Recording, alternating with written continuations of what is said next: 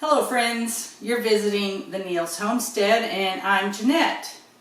And in case this is the first time you've ever visited us, we have a cow, a milk cow that we milk twice a day, and she's going to be going dry in maybe like 5 weeks from now because we always dry up a cow for a couple of months, maybe 6 weeks before she has a calf again. So I've been canning up butter to set back that I can use during that time that she's dry.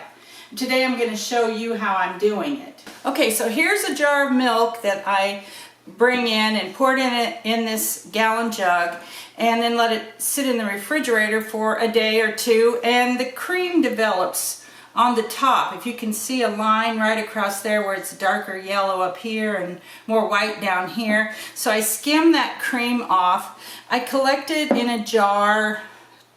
I usually get about a quart and a pint and put it in my butter churn. And then I have to churn this till it turns into butter. And that's what I've done with this cream that was in here, is I've churned it until you can see that there's butter inside there. And then I want to show you, there are two ways that I have canned butter. This way right here, see in the bottom where it has all that whitish stuff, grayish white stuff? Well, that's still the water and the milk solids in the mixed in with the butter, and so that goes down to the bottom and all the fat rises to the top.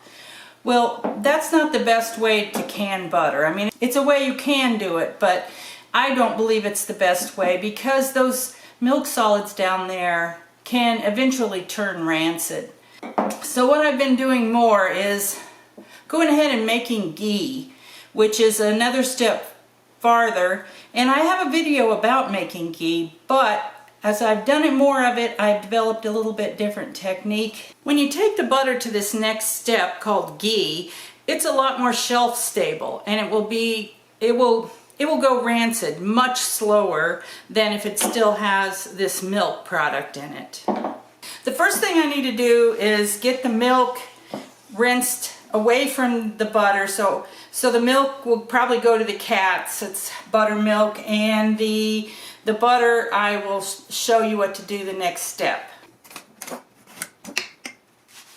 Okay, well, I got my butter washed up. I got the milk washed out of it. It's still got some water, you can see, but it's not going to be a problem because I'm going to cook the butter until it evaporates all that water out. And then I have some butter here that I did a couple days ago and kept in the refrigerator till I'm ready. I'm going to combine both of these batches of butter into this pan.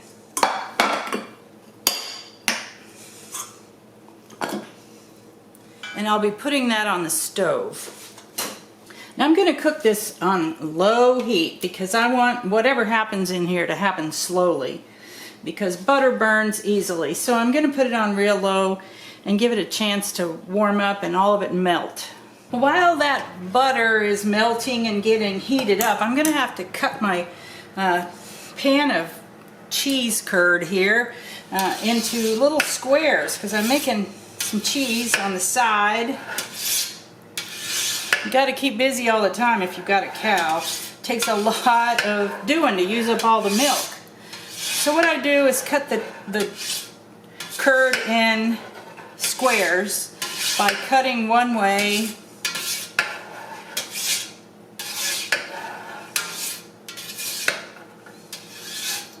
and then cutting perpendicular to that. And it's spinning around, so it's making it kind of hard to cut.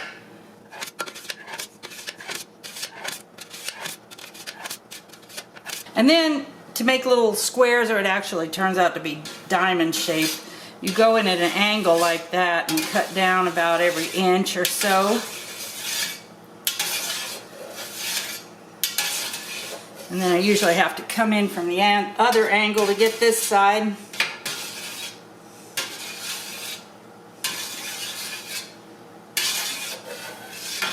Okay, now I let that sit for a few minutes to kind of heal up the curds so they don't just all fall apart. And I can see that my butter is starting to kind of bubble a little bit.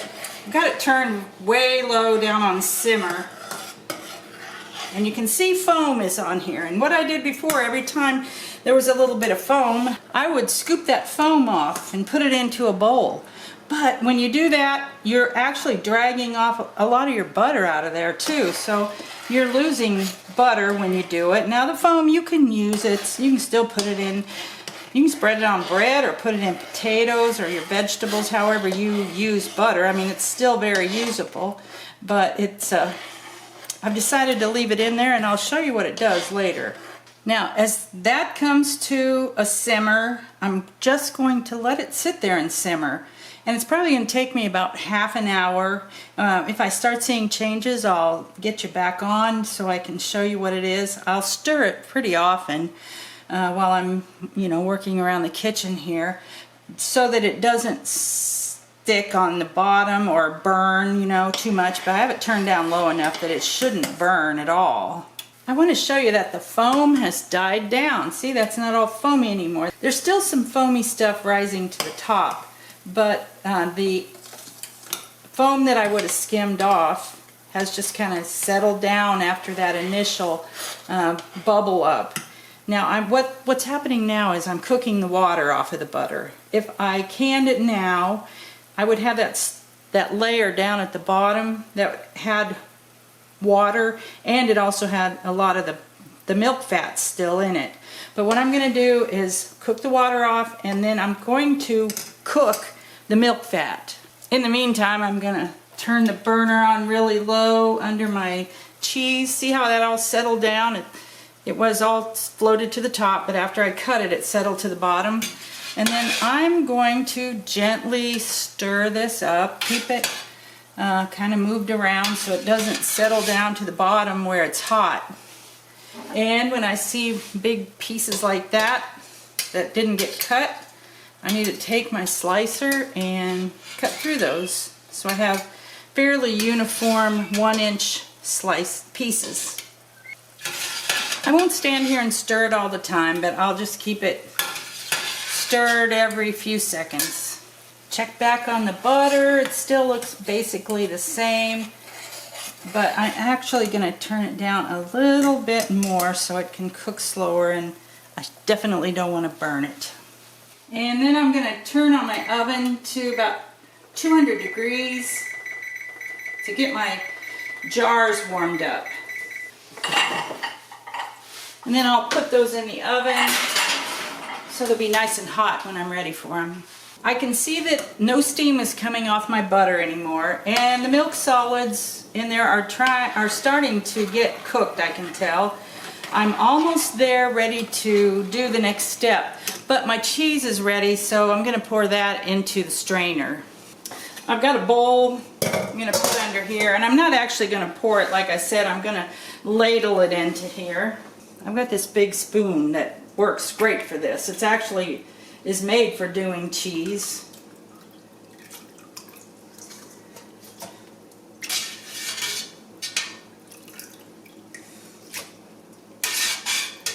I'm not using cheesecloth or anything. I'm just letting the colander hold all the curds. I've got it all ladled out, and I'm going to just put a plate on top of that. I think like that. And I'm going to let that drain and rest. Back over to the butter. I think that it's pretty well clarified. You can see where a lot of the milk solids are sticking to the edge, so I won't have to drain that out, but I'm going to get my strainer and the bowl. I've got two strainers. This one's a little deeper, and then this one is just flat. It's finer also. And what I'm going to do is start with this and scoop out the milk solids. As it drains out, you can see them down in the bottom. That's what this stuff right in here is what I'm trying to get out. But I don't want to lose any of my butter. I want that to go back in there. Now I'm going to use this just to show you how I do it. Dump it in a bowl and go after some more. So what I want to do is strain out all those little cooked milk flakes.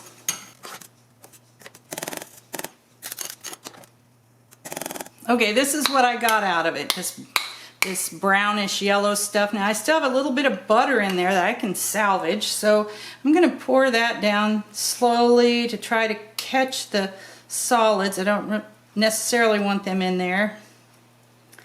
I've got the strainer to catch them. Okay, and that's as much as I'm going to do. Now my jars are hot. Let me get them out. My hot jars are out of the oven. My ghee is ready, and it's really hard to pour it out of this pan. So what I've been doing is putting it into this pitcher, and I can pour it out of that easier. Now I'm going to use my little strainer again, and I'm actually going to carry it over to the sink, and I'm not going to show you doing that so that I don't have a possible spill here on my counter, and it'll be in my sink. I'm going to show you what my pan looked like afterward. You can see that it was starting to brown a little bit, and that's acceptable, but you wouldn't want to get it to be very much more brown, just barely, because actually the browning of that adds a lot of good flavor to the butter. And with that, I'm ready to pour this hot butter into my little jars. I'm going to fill it as full as I feel like I can. Don't have to leave headspace because I'm not going to process this. And then one more it looks like, but it's not going to be full, I think. Okay, get the lid on quickly. I can either go ahead and use this one that's partially full, or I think I could seal it just fine and it would be okay. Now these jars are super hot, so if you do this, make sure you handle it carefully because you could get some serious burn. Now all you have to do is let these cool. You can turn them over several times, but you usually do that whenever you're canning butter, you turn it back and forth, and that helps mix the milk solids in with the butter. But whenever I'm doing this, at the end I'm just going to end up with this product, which is solid ghee. Clarified butter cooked down into ghee. I'm going to give you a quick look at what I'm going to do with the cheese. It's been draining and cooling for a while. So let me get it out of this colander. And what I'm going to do is just cut this into little cubes. It's my version of cheese curds. Now it's got a little bit of extra flavor in it because I put in some culture, some mesophilic culture, and that gives it a little more of a cheesy flavor. If I didn't do that, it would just taste kind of like milk, which isn't quite as good. So I'm going to cube this up. It's still oozing a lot of whey. Maybe I rushed it a little bit so I could have it to show you on this video. I'm going to add about a teaspoon of untreated canning salt to it over the top. Now that's going to make it lose some more of its whey. Stir it around, and I'm actually going to, this time around, I'm going to put it back into my colander and let it drain some more. And then after I feel like it's drained pretty well, I'll stick it into a Ziploc bag or some other container and keep it in the refrigerator, and we'll have nice cheese curds to eat. It's a really quick, easy way to use up milk, and it's a good way to eat cheese. These little jars each hold 1 cup. I probably put actually more than a cup in there, so I have almost 4 cups of butter out of those probably 2 pounds. You can use this same kind of process using store-bought butter. I think you would do it all exactly the same. Preserving butter like this makes it very shelf-stable for a long time, and so I recommend doing it, and I appreciate you coming, and I'll see you next time.